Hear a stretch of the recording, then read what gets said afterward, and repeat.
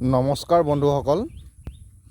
বন্ধুসকল অতি দুখেৰে জনাওঁ যে এইটো হৈছে এইটো আপোনালোকে ভুল নাভাবিব কোনোবা পথাৰলৈ যোৱা আলি বা পদূলি ৰাস্তা নহয়। এইটো হ'ল আমাৰ মেইন ৰাস্তা, যিটোৰে অহা যোৱা যোগাযোগ, বেপাৰ, বিজনেছ, স্কুল, কলেজ এইটোৰেদি নগ'লে যাবলৈ কোনোফালে বেলেগ আৰু ৰাস্তা নাই।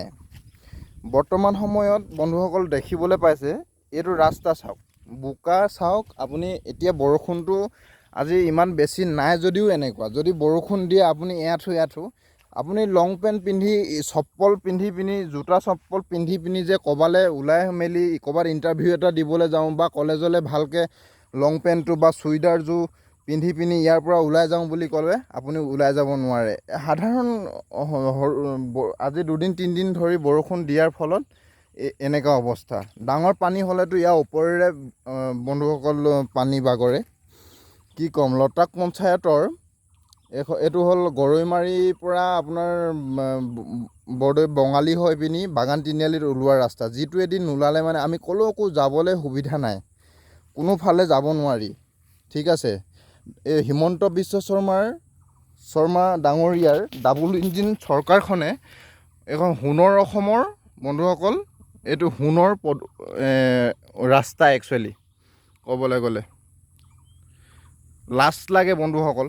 কি ক'ম, কোনোবা যদি লগৰ আহে, মিতিৰ কুটুম আহে এইটো ৰাস্তা বাৰিষা, মই সেইকাৰণে মোৰ ঘৰলৈ আলহী মই পৰাপক্ষত বাৰিষা নিমন্ত্ৰণ নকৰোঁৱেই, কোনো পধ্যেই নকৰোঁ, চাব পাৰে।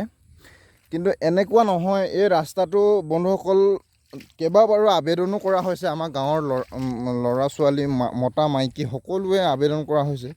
প্ৰত্যেক বছৰে শুনিবলৈ পাওঁ যে এই ৰাস্তাটো এবাৰ হৈছে, এই ৰাস্তাটো এবাৰ আহিছে, কিন্তু নাই।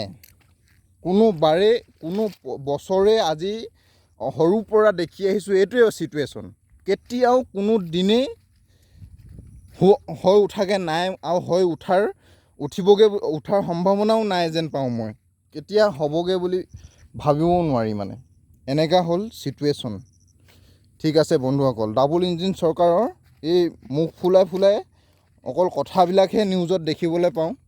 বাকী কি কাম কৰিছে নকৰিছে, এই গৌৰৱ গগৈ ক'ত কি কৰিছে কি নকৰিছে এইবিলাক চাই থাকিবলৈহে সিহঁতৰ হাতত টাইম থাকে। আৰু কয়লাৰ চিণ্ডিকেট কৰি থাকিবলৈ পীযুষ হাজৰিকা, ডক্টৰ হিমন্ত বিশ্ব শৰ্মাৰ হাতত টাইম বহুত আছে। এইবিলাক জেগাত আপুনি এদিন আহি চাওক, আপোনাৰ মানুহজনী, আপোনাৰ বাচ্ছাটো আৰু আপোনাৰ এই ছোৱালীজনীক লৈ পিনি এদিন এইফালে আহক। এদিন এখন বাইকেৰে বা খোজকাঢ়ি লং পেণ্ট চাৰ্ট জোতা এযোৰ পিন্ধি পিনি অহা যোৱা কৰি এদিন দেখাই থৈ যাওকচোন। মুখ্যমন্ত্ৰী ডাঙৰীয়াক মই আহ্বান কৰিম, বন্ধুসকল ভিডিঅ'টো যিমান পাৰে সিমান শ্বেয়াৰ কৰি দিব, যাতে হিমন্ত বিশ্ব শৰ্মা টপা ডাঙৰীয়াই দেখি পায়, ভালকৈ দেখে যে আজি পৰ্যন্ত আজি হ'ল 2025 চন। 2025 চনতো এই সোণৰ অসমৰ নামত আজি 15 বছৰ হ'ব, কাইলৈ পৰহিলৈ 15 বছৰ হ'ব বিজেপি চৰকাৰৰ। ঠিক আছে, ভাৰতৰ ভিতৰত পঞ্চম স্থান বা তৃতীয়, চতুৰ্থ, পঞ্চম, ফাৰ্ষ্ট স্থানলৈ নিব নালাগে। এই ৰাস্তা পদূলিখিনিয়ে অন্ততঃ ভাল কৰি মানুহখিনি অন্ততঃ যাতায়াতটো সুবিধা কৰি দিয়ে যেন, তাকে আহ্বান কৰিলোঁ।